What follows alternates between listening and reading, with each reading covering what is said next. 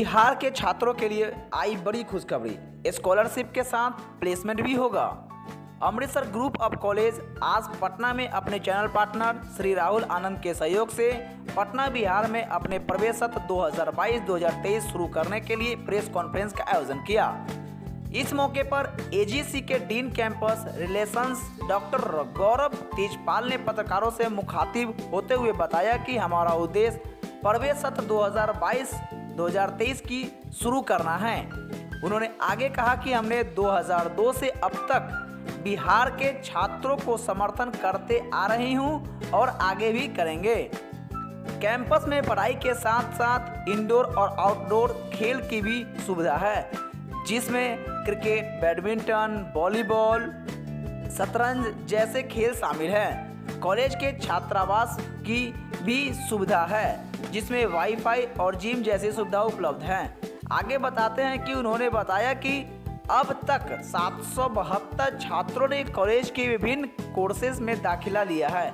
जो छात्र अपनी पढ़ाई और नौकरी विदेश में जाकर करना चाहते हैं, उनके लिए भी कॉलेज के द्वारा छात्रों को 1 साल के लिए कनाडा, दुबई, अमेरिका, जर्मनी और रूस जैसे देशों में इंटर्नशिप करवाती है और उन्हें जॉब प्लेसमेंट के तहत जॉब भी दिलवाती है। इस योजना के तहत कॉलेज ने लगभग 4000 छात्रों को, जिसमें बिहार के भी छात्र शामिल हैं, उनको Google, Amazon, Infosys, TCS, Dell, Adobe, L and T, Byju's और कतर एवरेज और कई अन्य कंपनियां में जॉब मिली हैं। कॉलेज में इंजीनियरिंग, फार्मेसी और लॉ के विभिन्न कोर्सेज में दाखिला ले रही इस सत्र में बीए, एलएलबी और एमए, एलएलबी कोर्सेज के लिए भी स्कॉलरशिप की शुरुआत की गई है। तो साथ ये भी शेयर करता हूँ कि अमृतसर ग्रुप ऑफ कॉलेजेस की जर्नी 2002 में शुरू हुई और 2009 से ये कॉलेज एनबीए से एक्रेडिटेड मान्यता प्राप्त है।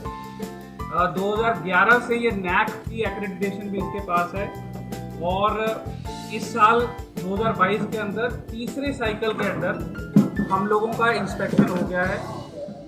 कैंपस के अंदर ऑलरेडी नैक की तरफ से ग्रेड 1 से मान्यता प्राप्त थी, लेकिन इस बार की इंस्पेक्शन के बाद हम लोग ये एक्सपेक्ट कर रहे हैं कि A+ एक्रेडिटेशन कॉलेज को मिल जाएगी। तो जैसा कि आपने सवाल पूछा कि कौन से किस तरीके की स्कॉलरशिप स्कीम्स हैं, तो आप सब लोग जानते ही हैं कि DRCC के अंदर जो स्टूडेंट क्रेडिट कार्ड सिस्टम के अंदर जिन इंस्टीट्यूट्स के अंदर बच्चे पढ़ने जाते हैं, उनमें कम से कम नैक A की मान्यता प्राप्त होनी चाहिए और वो हमारे पास 2011 से है और इस साल से A+ हमारे पास आ जाएगा। तो वो सारे स्कॉलरशिप जो बिहार गवर्नमेंट की तरफ से एज पर रूल्स वो पूरी तरह से कैंपस में दिए जाते हैं। इसमें जो नई जानकारी है वो ये है कि इस साल से हम लोग BA, LLB और LLB ये 2 कोर्सेज के अंदर भी बच्चों को जो SC, ST, OBC के अंदर जो स्कॉलरशिप स्कीम्स के अंदर एडमिशन को ऑन करने जा रहे हैं। तो बिहार के जो छात्र SC, ST और OBC कैटेगरी में, स्पेशल कैटेगरी में फॉल करते हैं, वो बच्चे इस साल से BA, LLB और LLB दोनों कोर्सेज के लिए एप्लीकेशन अपना आवेदन डाल सकते हैं। सर, प्लेसमेंट को लेकर क्या कहना है सर? जॉब प्लेसमेंट का क्या है आपकी कॉलेज? जॉब प्लेसमेंट को लेकर के कैंपस के अंदर जिस तरीके का माहौल है और ना सिर्फ प्लेसमेंट को लेकर के बल्कि ट्रेनिंग को लेकर के, हम सब लोग जानते ही हैं कि इंजीनियरिंग और फार्मेसी और लॉ ये तीनों जो कोर्सेज हैं ये प्रोफेशनल कोर्सेज की कैटेगरी में फॉल करते हैं और जब कोई कोर्स प्रोफेशनल कैटेगरी में फॉल करता है तो उसका प्लेसमेंट करवाना कॉलेज की रिस्पॉन्सिबिलिटी हो जाती है। तो हमारे यहाँ ट्रेनिंग को लेकर के और प्लेसमेंट को लेकर के अलग से एक सेपरेट सेल है, जिसको हम लोग ट्रेनिंग एंड प्लेसमेंट सेल बोलते हैं। उस सेल का यही काम है कि कॉन्टिन्यूसली निरंतर सारा साल बच्चों की ट्रेनिंग और प्लेसमेंट के लिए एफर्ट करना।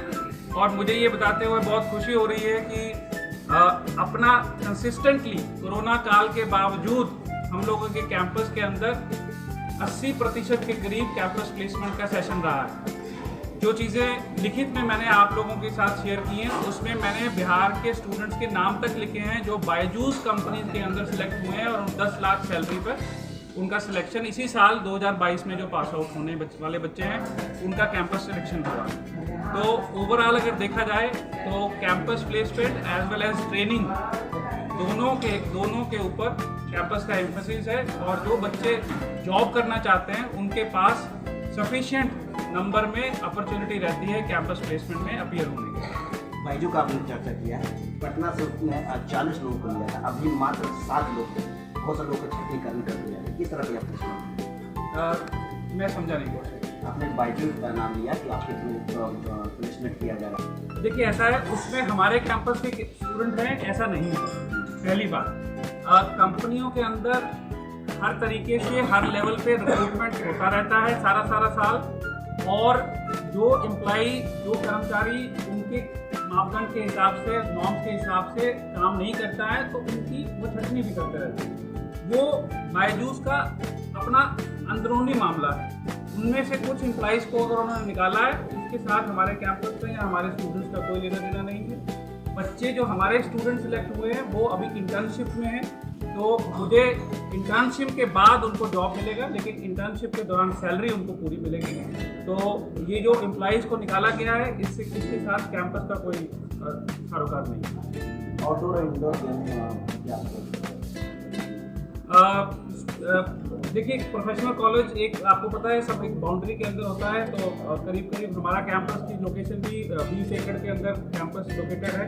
तो उसके अंदर ही एकेडमिक एरिया है, उसी के अंदर हॉस्टल्स हैं, उसी के अंदर स्पोर्ट्स फैसिलिटी है। तो स्पोर्ट्स को लेकर के कैंपस में जो हॉस्टल के अंदर 700 लड़के रहते हैं और 200 लड़कियां रहती हैं, तो 200 बच्चों के लिए स्पोर्ट्स की फैसिलिटी और बाकी लोगों के लिए भी एग्जिस्ट करती है। उसमें क्रिकेट है, उसमें वॉलीबॉल है, उसमें फुटबॉल है, उसमें एथलेटिक मीट की जो 100 मीटर 200 मीटर 400 मीटर रैले दौड़ होती है, high jump, low jump, badminton, ये सारी स्पोर्ट्स फैसिलिटीज कैंपस के अंदर एग्जिस्ट करती है। आपने सर ये भी चर्चा किया कि 2 साल यहाँ पढ़ाएंगे, 2 साल कनाडा में पढ़ाएंगे, या 3+1 2+2, ये क्या है सर? इस पर थोड़ा सा रोशनी तो डालिए। ये क्या है कि वक्त के साथ साथ बच्चों की तरफ से ये काफ़ी ज़्यादा इंक्वायरी थी। बच्चे आजकल क्वालिटी एजुकेशन को फोकस करने लगे।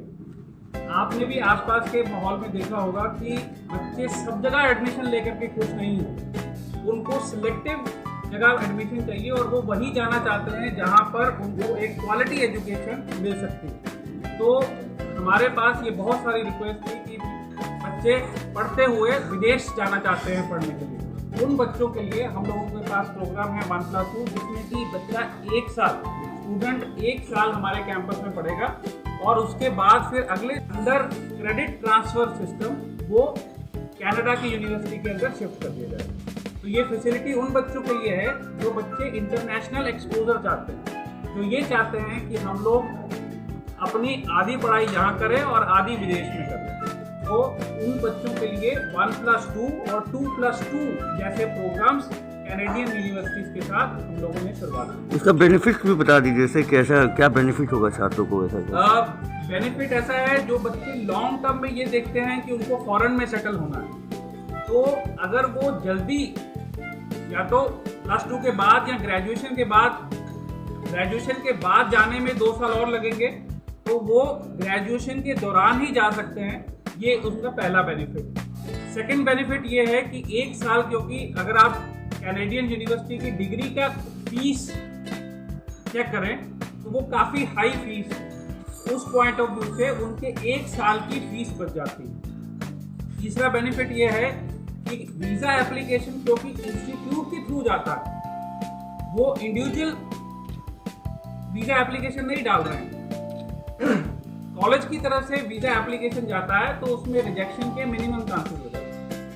तो ये 3 बेनिफिट, फीस, वो इंटरनेशनल एक्सपोजर ले सकता है और उसको वीज़ा रिजेक्शन मिनिमम फेस करना पड़े। ये 3 बेनिफिट जैसे आपने पूछे, मेरे 3 ध्यान में इमीडिएटली आ रहे हैं, 3 बेनिफिट जैसे ले